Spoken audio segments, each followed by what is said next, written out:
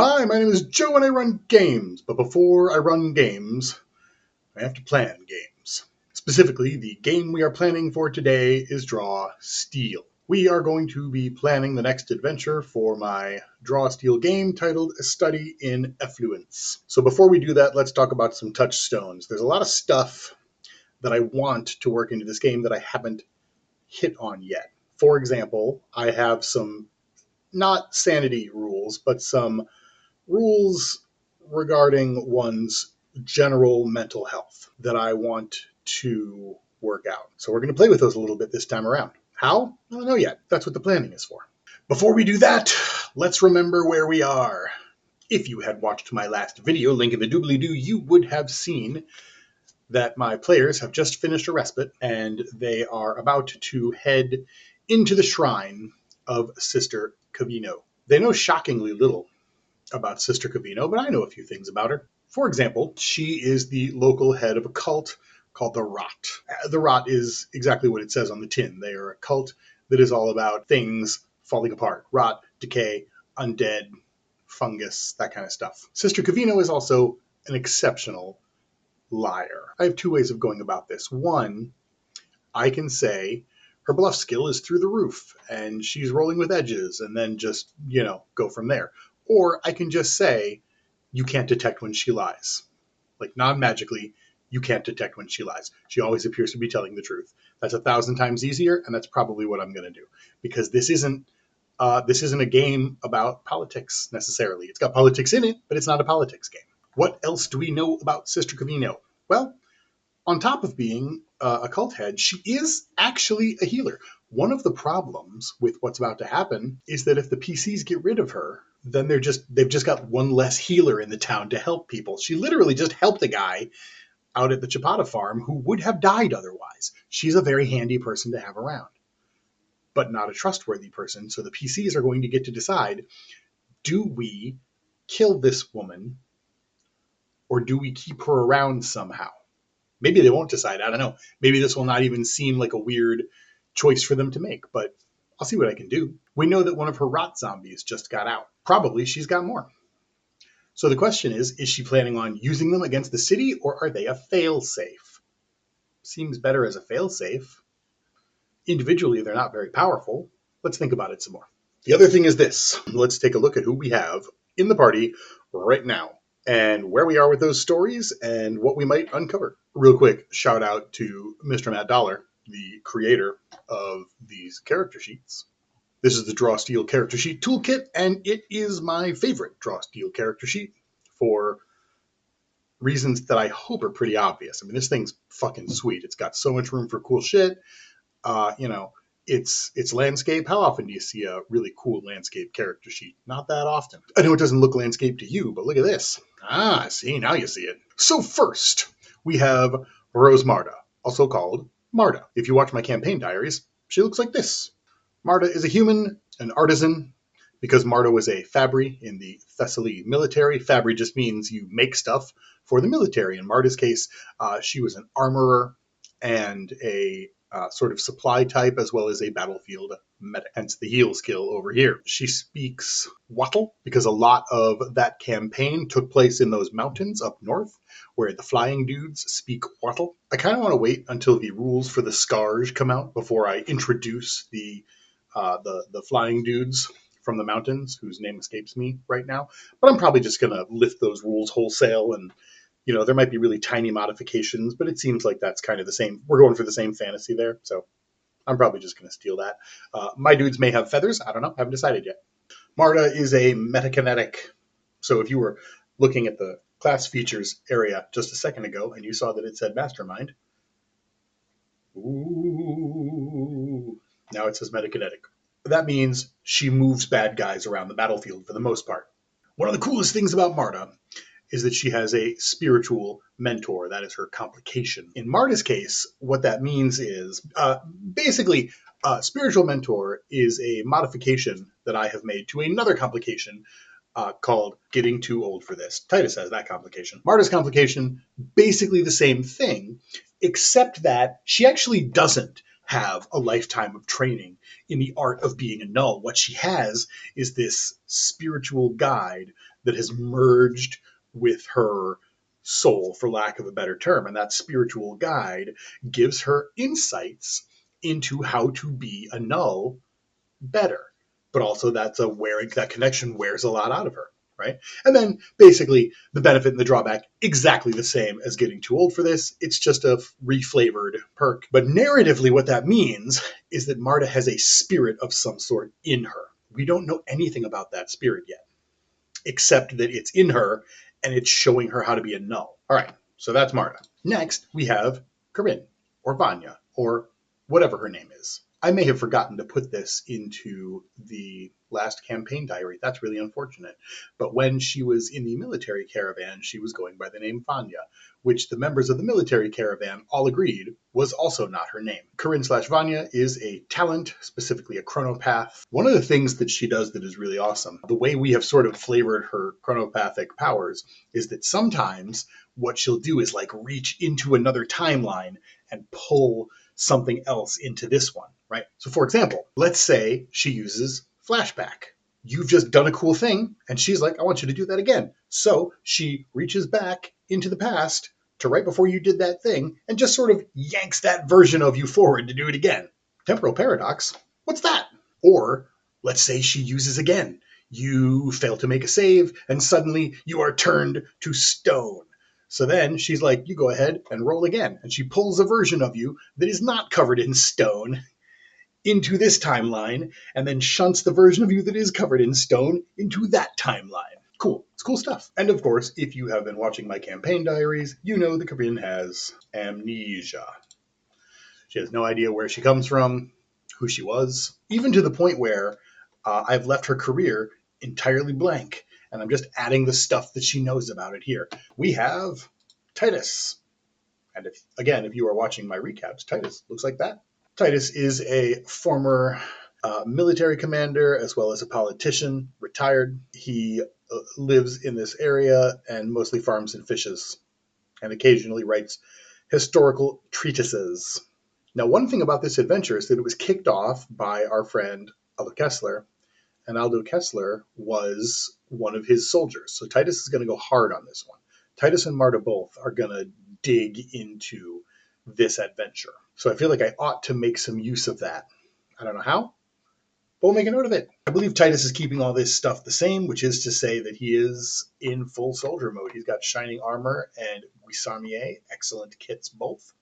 So he has both fancy armor and a reach weapon. And Titus is also getting too old for this, but he has the real version, which is to say that occasionally he can call upon the vast stores of skill and knowledge that he has that are currently beyond his reach, but also dude gets tired. He gets winded, just like me after a sword class. Woo!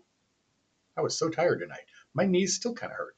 And finally, we have Vanish, the dead guy from the College of the Harlequin Mask. Vanish is from up north. We know that Vanish's past is coming to bite them in the Patukas. There's the complication. Oh, I forgot about this. Vanish is a medium and can perceive ghosts and spirits that others don't sense. Now, usually what I use that for is so that Vanish can identify other revenants, basically on sight.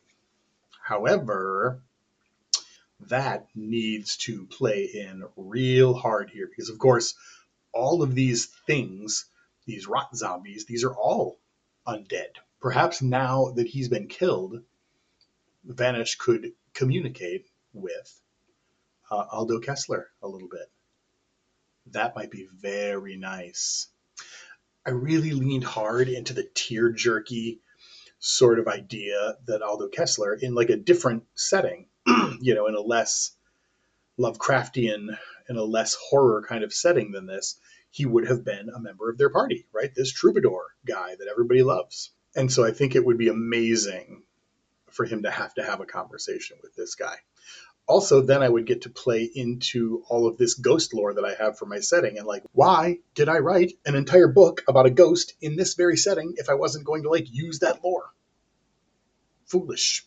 So what we are now seeing is that Vanish, I think, is the driver of plot information here, and that Titus and Marda are going to be the soul of this adventure, and that Corinne is also going to be here. That feels a little unfair, but there's going to be like whole adventures about Corinne in the future, so I'm okay with that, actually. Okay. So there are some questions to answer.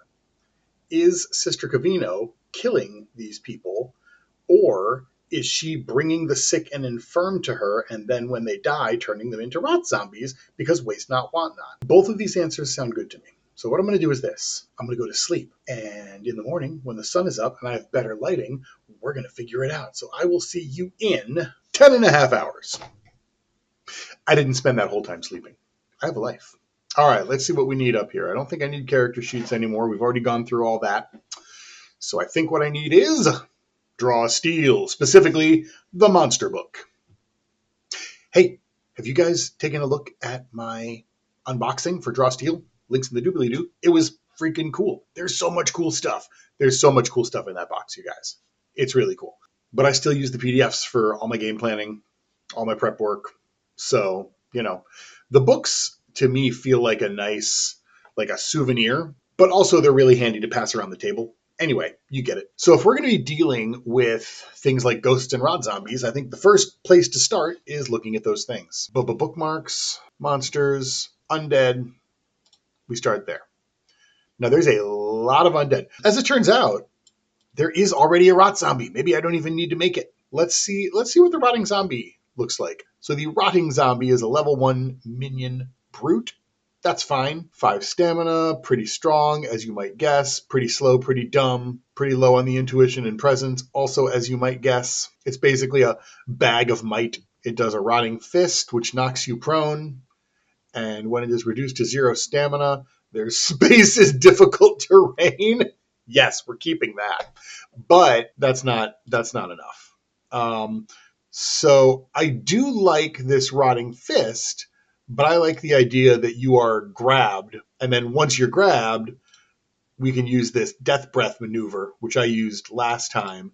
And that just means if you are grabbed, then you take a D3 corruption damage, save ends. Done. And anybody killed by the death breath rises as a rot zombie. This is where we get your classic viral zombie. Now, the problem is my characters, my PCs, my players don't know that. And I need them to know that.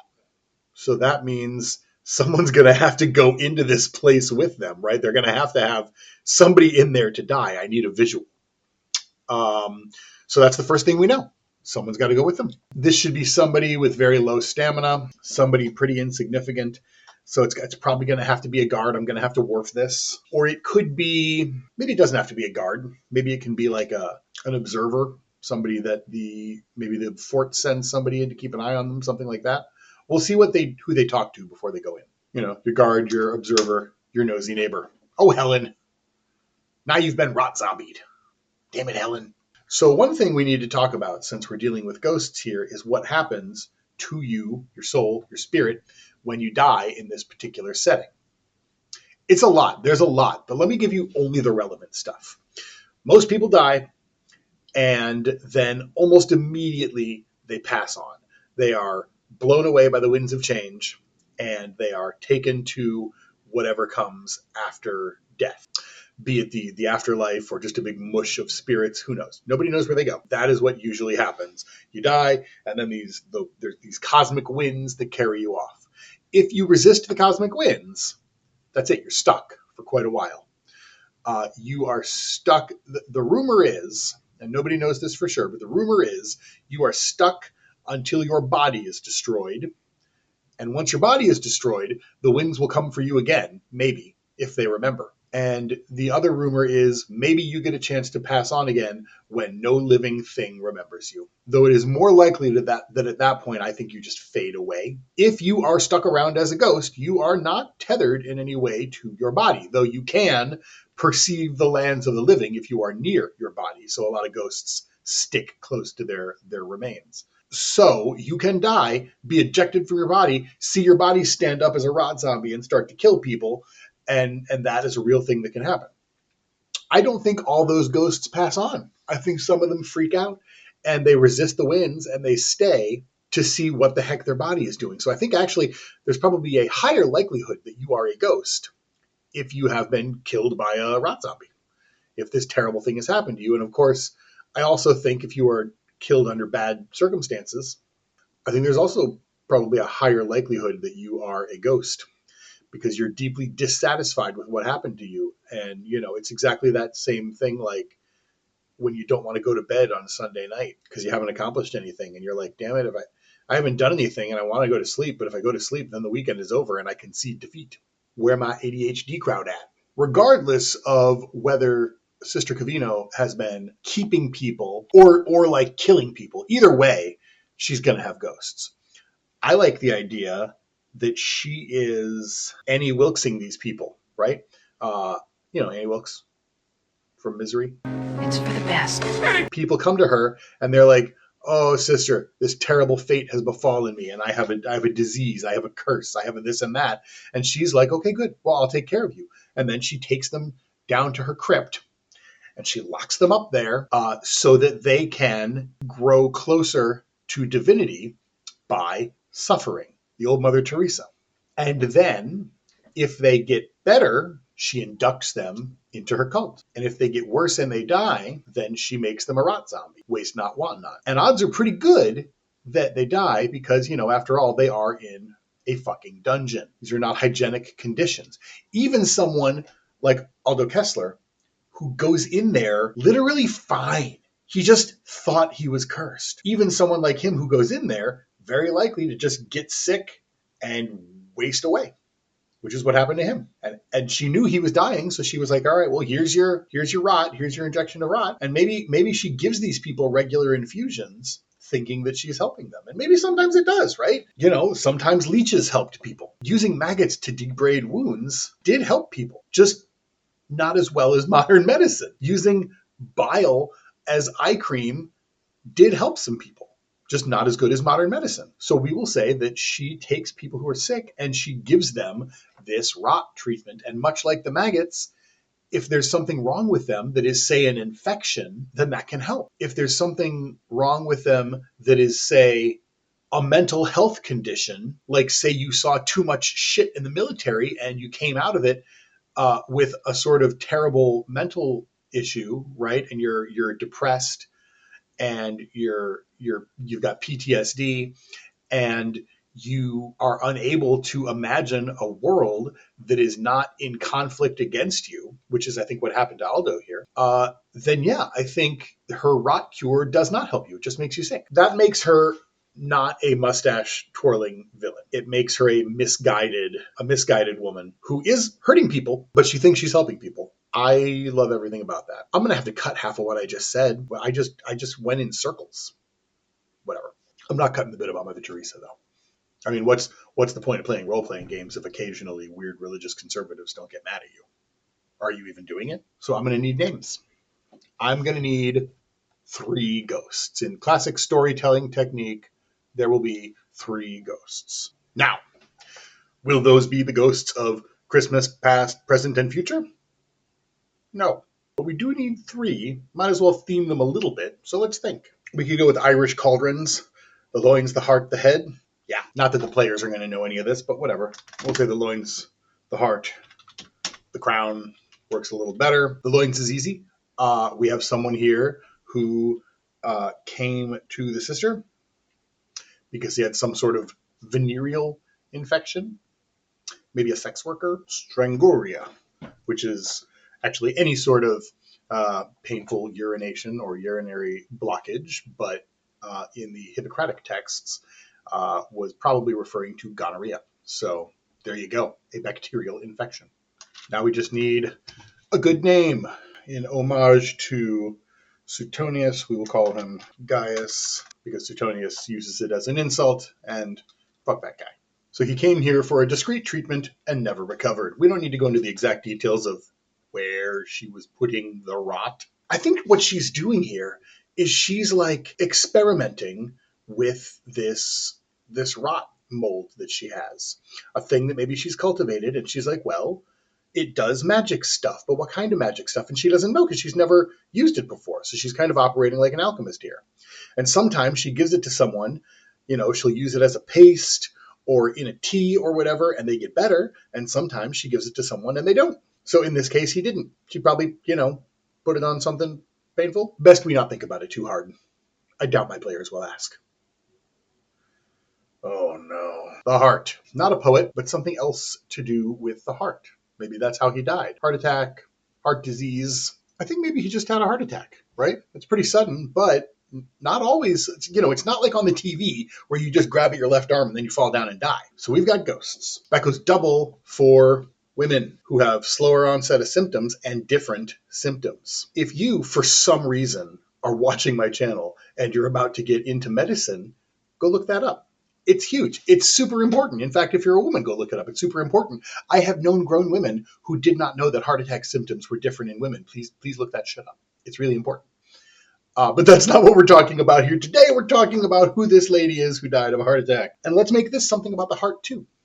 She's a matchmaker, apprentice matchmaker. And her name is Lucita. And her master thinks that she fled town with a young man. Because that kind of seems like the sort of thing a matchmaker just assumes, right? Maybe that happens to them a lot. Young women come into their service and then boop, off. They fall in love with one of the dudes and they get married. And maybe that dude just vanished. Maybe he just moved somewhere else. Who knows? So she died of a heart attack. We don't need to know why. I don't care why. And that's it. And this one, maybe she didn't even give her the rot until after she died. I don't think she would have had time. Right? She just brought her down here. Maybe she had a fever, so she wanted to get her down here to keep her temperature low. And the young woman just didn't make it, and so waste not, want not. The crown. So we'll make this a risky one, something related to the upper crust. So we'll say this is an old man, just came to her for end-of-life care. He's a wealthy old man. That matters. That's what the crown's for. Of the ruling class, so to speak.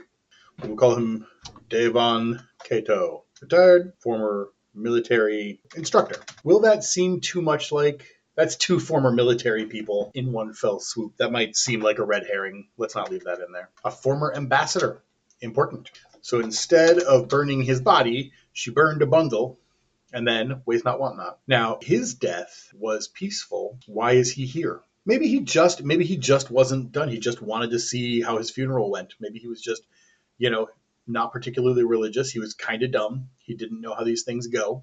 We'll say he is a bit of a contrarian.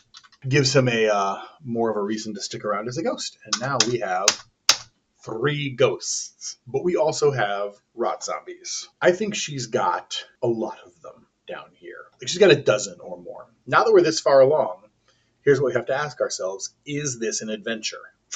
Not yet. Not yet. Because they're going to go investigate.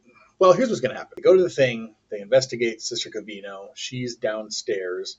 They'll probably break into her place because that's what PCs do. They'll look around. Maybe they'll find a secret entrance to her underground lair. So they go down there. Maybe I could even deploy one of the ghosts upstairs. That makes good sense. They go downstairs, see her hideout, see the rot zombies. I need to get those zombies at the PCs. So maybe they trip a trap. Oh, the PCs trip a dead man's switch. And they accidentally release the zombies. That is an adventure. This is a zombie outbreak plot. Yeah, that's what just happened. I like this. Let's go through here. Let's take a look at what we've got. Like, we've sort of already got an idea of what the rot zombies are like. They're a little bit like rotting zombies, but just a hair tougher. Yeah, right here. I gave them a little more stamina, although now that they're running around and spreading out as minions, I'll drop it back down to 5. But let's give them just a hair more speed. I don't want them to be too slow compared to the PCs, or else there's no risk. The PCs are going to be on one side of the release. The rotten zombies are on the other side. Sister Cavino comes running in and is like, "What have you done?" And they'll be like, "What have we done? What have you done?" Right, you get it. And then I think what we do is we grab, let's take a look at the ghost stats here. Now, my ghosts do not work exactly like draw steel ghosts, but this is pretty close. The difference here is that this version of a ghost, this is like a powerful ghost that you would fight, something that has been drawn over to the other side. Most ghosts are just souls that can't touch you. They'll just whiff right through you. But I think what happens is maybe every time one of their zombies devours someone, they get more powerful. And eventually they can become these sort of level 1 leader ghosts. And they'll be attached to or near their body. And then we have ghosts to fight. Yeah, that's it. By George, I think he's done it. Here's the biggest problem with this. I don't have a map of this. I don't have a map of this city yet. I have, and if any of you watched my campaign diary, you will know this. This is just a, Wikipedia Commons art of a Roman fort town. And it is a little bit how I imagine our town going. But this isn't a map. Do I have to make a map now? I don't want to do that, and I'll tell you why. Because this is what I've got for a map, right? Chapata Farm, the Tedious Farm, the place where Titus lives, Fort Sinum. This isn't it. This is not sufficient. It's Thursday, and I need a map of the city by Saturday. I can start with this, but this isn't the end. This isn't complete. All right. I'm going to go work on a map. I'll get back with you guys in a little bit. I would like to stress, though, because part of why I make these videos is to show you, hey, making adventures in Draw Steel is easy. And it is, because none of what I have done so far is making an adventure in Draw Steel. This is just all the convoluted, nonsense that my brain does to prep for games. When you sit down to make your game, you don't have to do any of this. You just have to do the thing where you grab the monsters from the book and grab some traps and make cool encounters. I swear we're about to get to that. I put myself through the ringer. You should not. Do not do what I am doing right now. This part is not the lesson. This part is just my awful process. All right, map acquired. I'm going to put a picture of it up there somewhere. Like I have a temporary map, but then I've got another. You get it. So now that there is a map, now we plan. So let's map out this session. For those of you who are unaware, this is how I do this, right? So I've got this, folder for my campaign, and my plots are in here. This one is called Cat Out of the Bag, because it's about secrets, coming out of the... And then I have a whole folder just for sessions, and the sessions are just named after the date they took place. Year, month, day. Year, month, day is important because then when you're running a very long campaign, watch.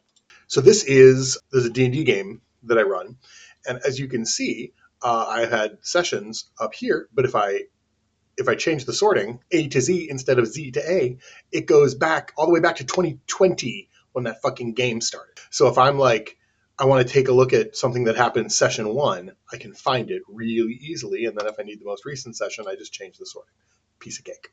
Anyway, back to this game. Here's the things we know, right? So we've got these 3 ghosts who are likely to become antagonists by the end of this. We have a bunch of other bodies from rot zombies, blobbity blobbity. I don't know that I need like a map of Sister Covino's place. I don't think I do. I think I can probably just describe it adequately. I do need to know where it sits. And being a lesser shrine, I think it probably doesn't sit on the main thoroughfare. I think it's off to the side. Maybe it's even back between the fort and the wall, right? This gate's going to be closed. So that way, if a bunch of undead get out back there, there's very little, that minimizes the damage first, but it increases the spread. It channels them a little bit so that the PCs aren't immediately overwhelmed by, well, they've gone in all 4 directions or whatever. And then I'll probably have most of them go around one direction towards where there's smaller housing. Ooh, the cemetery. Could they do any damage in the cemetery? I don't know. Vanish hasn't been to the cemetery yet, so he doesn't know what is going on there. But cemeteries in this world are very often, havens for ghosts, because cemeteries will be like, they'll have walls lined with silver, or they'll have water features that will make it difficult for ghosts to move about. And that's, that keeps the ghosts in, but it also keeps other ghosts and other things out. You'll very often have a cemetery that ghosts just sort of chill out in and hang out. And I might as well include that here. Might as well. We're gonna split this up into locations, right? Same as you would with any other encounter. There's going to be immediately outside the shrine of Pater Orionos. This is where we first have these rot zombies, and they're going to be trying to scatter. So the PCs I think the goal here, kill as many as possible while containing as many as possible.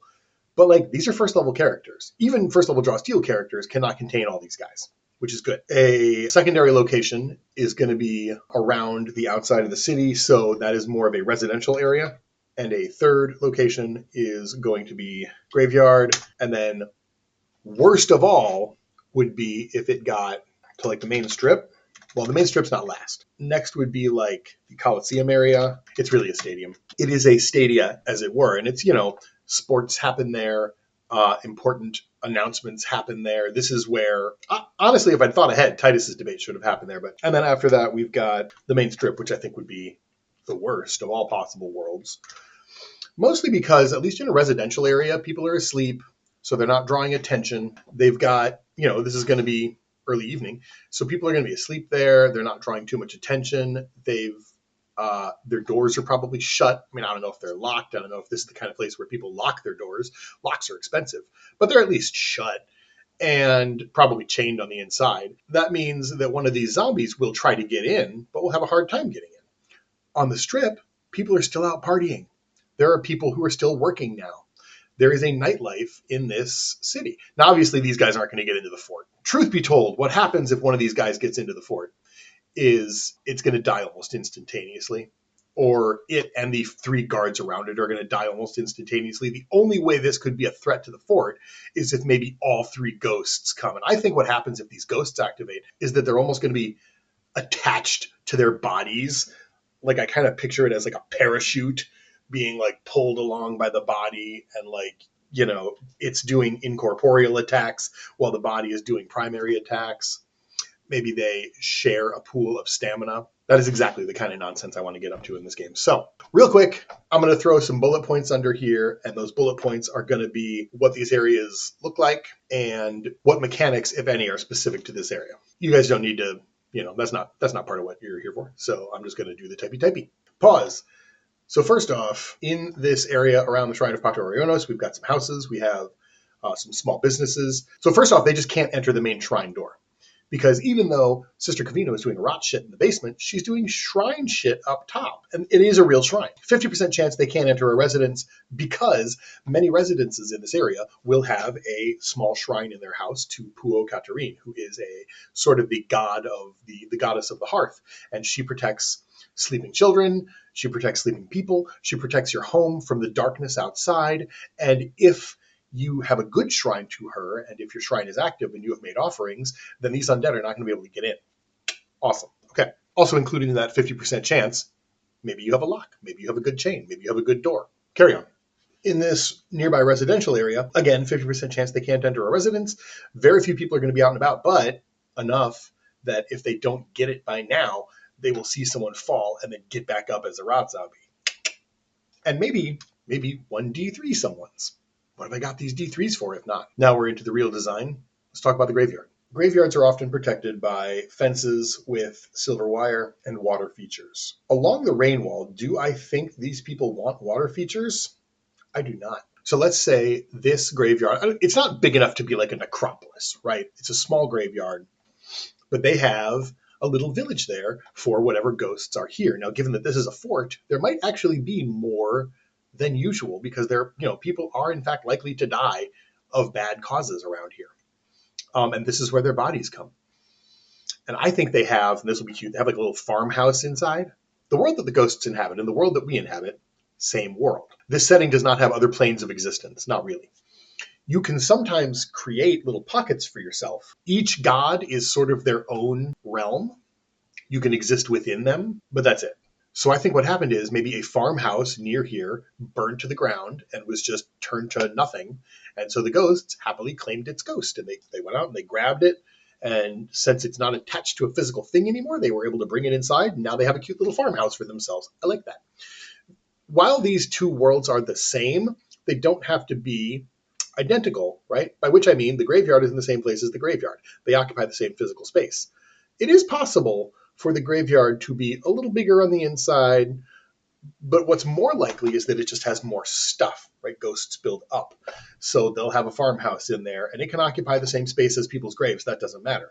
Once you get into the farmhouse, because a lot of that realm is based on thought and perception. Once you get into the farmhouse, despite the fact that the gravestones should be sticking up through it, you won't see them because you're inside. That's the way it works. And Vanish will be able to see both things, which will give him a headache. So if these ghosts have become a problem by now, the ghosts here can help fight those free ghosts.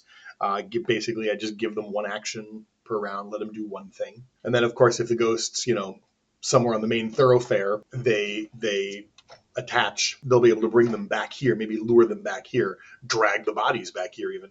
And that might do a very similar thing. Okay, so there's a night debate happening at the stadium. It's small, but the booking was free because nobody had the stadium. So, nobody wants to do shit here at night. It's also well lit, which is, of course, going to attract the rot zombies. I'll need to know who's in this debate, what the subject is. Here's the thing. All these debates lately have been military in nature because Thessalon is very military in nature, but I don't think this one should be. Let's call this Stoicism versus Actionable Ethics. Ooh, okay. Cato Frevius versus Portia Frevius. We will say, yes, that's how you spell Portia. I mean, that's not how you spell it, but that's how you would spell it if you were Roman. Cato Frevius and Portia Frevius, cousins. Cousins locked in a deep moral debate. And Cato is a Stoic, so he is probably also he's a decent unarmed fighter. Portia Frevius is advocating for actionable ethics, so she's probably armed and has one guard. Maybe that's like a friend or a boyfriend, or it doesn't really matter. She's got one guard. Someone close to her, by which I mean not someone she's employing. And we'll say there's probably about 80 people in the crowd. That's going to be a problem. There's 4 exits via traditional vomitorium. Out on the main strip, there's a lot of people out now. So who's out? First off, the late night drinkers and workers, the bar crowd. Sex workers, always out at night, plus a few clients.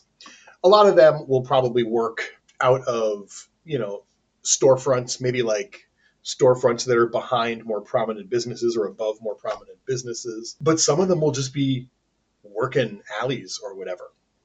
No cover. You got to have at least one loud preacher. The food carts are out because people are out. And performers, some who are in businesses and some of whom are just out on the street busking. The fort is last case, best case.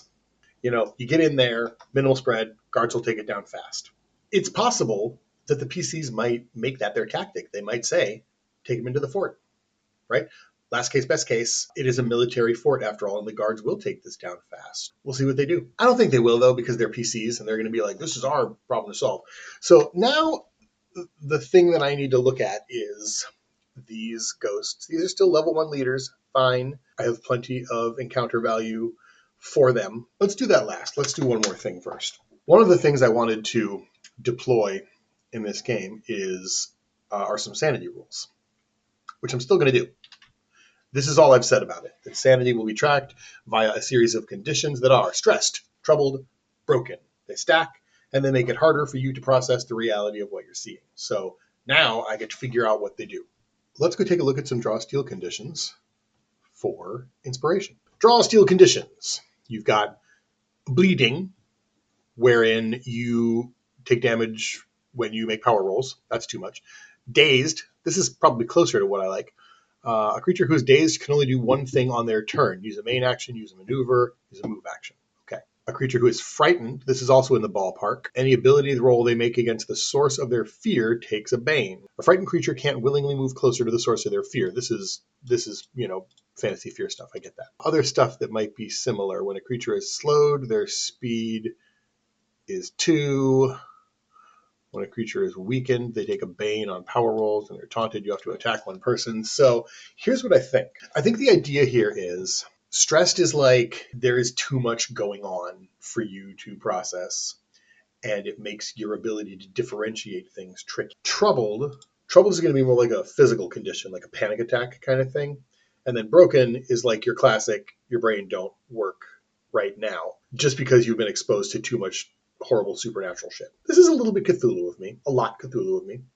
So when you're stressed, you take a bane on perception-related power rolls. That should be pretty easy, right? When you're troubled, so we've got too much for your senses, too much for your body, too much for you. So too much for your body, I think, means maybe you just can't take triggered actions. No, we'll start with a bane. And then when your sense of reality is broken, and then I think you choose between being frightened or taunted. With the source of your fear or taunting, anytime your target vanishes, the source moves to another target. These are countered by respite actions. Any respite action taken reduces your condition by 1, except. Because there's some that probably don't. Let's take a look at some respite actions and find out. Building, crafting, imbuing I think doesn't, because I think the magic of imbuing is just too much. We're going to say the lost or forbidden knowledge versions of discover lore, just because that's too much like, more of what you just saw. Go undercover. Actually, how about this? I'm complicating this. Here's what I'm going to do. Any respite action taken reduces your condition by 1 unless you have a negative complication event. Doing community service will make this better, unless, mysterious forces try to hinder your work in an unfortunate way. Unless local malcontents turn their focus on you and rouse the people against you. That's not going to make you feel better. Don't ask the AI assistant anything. I don't want to ever ask it. That's so much easier, and it uses the system that's already there. I don't have to nitpick stuff, and it is backwards compatible with anything that comes out. Stat blocks. We have a rot zombie. This is a pretty easy one. We're just going to use this rotting zombie minion. I'm just now realizing I may have to up the number of minions that I have. This thing's EV3 for 4 minions. We're going to want to make this... We're going to start this as a pretty normal encounter. 3 ghosts plus the zombies, because the zombies can spread. So it'll grow in difficulty depending on what the PCs do. And I don't actually need all this, right? I don't need to know their 1M. I do need their speed. We're going to call their speed 6. Stamina still 5. They're probably going to clump into squads of 4 or 8. So they're either going to have 20 or 40 stamina in the squad. And I think what happens here is the ghosts, if the ghosts attach, can act as captains. With captain, they have +1 bonus damage on their strikes. Those are some terrible stats. If I rolled those stats, I would be mad that I was in a game that made me roll stats. Stability 0, free strike 2. But that becomes 3 if there's a captain. Now we have Rotting Fist. I'm just going to grab this stuff and pour it all over. 2d10 plus 2 on the Rotting Fist. It'll do 3 damage, 4 damage when you're grabbed, 5 damage when you're grabbed. And then they, as a maneuver, can use Death Breath if you're grabbed. D3 corruption damage, save ends. Anybody killed by Death Breath rises as a rot zombie. Dum dum dum. Hopefully my PCs will not be killed by Death Breath. We have the ghosts. I don't know that I see any reason to change this stat block on the ghosts. I think it's perfect as is. Yeah, I'm just going to keep it as is. So I'm going to copy and paste the whole thing in there. Why is the longest part of this video always figuring out Word document? And then over here, we can have, and their stamina becomes 85. That zombie becomes a squad captain. Characteristics become the highest of each. Might 2, agility 2, reason 0, intuition 0, presence 3. It's sad that the highest of 2 NPC reasons is still 0. This is going to work a little bit like the Twin Souls class for Draw Steel. And if you haven't gone to that Kickstarter, I will put a link in the doobly-doo so that you can take a look at how cool that's going to be. So the physical zombie is going to get separate attacks from the ghost, but they are going to share a few things resource-wise. Try to do this without bullet points. I always go back to them. Okay, so now let's just put the Undead Malice in there. This is all the cool stuff that I get to do. Probably the coolest thing about this Malice is the Ravenous Horde. Right at the end of this round, each hero not already adjacent to 1 or more undead is beset by 2 rotting zombies who burst from the ground to appear adjacent in unoccupied space. Each zombie is winded. This feature can be used 2 rounds, or this feature can't be used 2 rounds in a row. Although I'll say it can be used 2 rounds in a row in the graveyard. I'm just going to go up there and make a note of it. That's for 2 Malice, which is cheap. 3 Malice, Paranormal Fling. Up to 3 unattended objects on the encounter map rise to float 1 square off the ground. Each object is then pulled 5 squares toward the nearest enemy within 3 squares of the object. Badass. Just going to move that to the bottom. That's it. Then I just need maps of these locations. And I've already got a map, which I will draw. I'll just draw these out hastily on my little stock there. I think we have an adventure here. And what I'm going to say is, for each area that these zombies get to, I will give the PCs a victory. So then, maybe I'll even tell them that ahead of time. So then they're torn between, like, do we let these zombies spread to gain victories, but then we risk losing people? That might be fun. That might be fun. Let's run the math on this just to know that I have the math right, shall we? Okay, so for my EV pool, I've got a base of 24.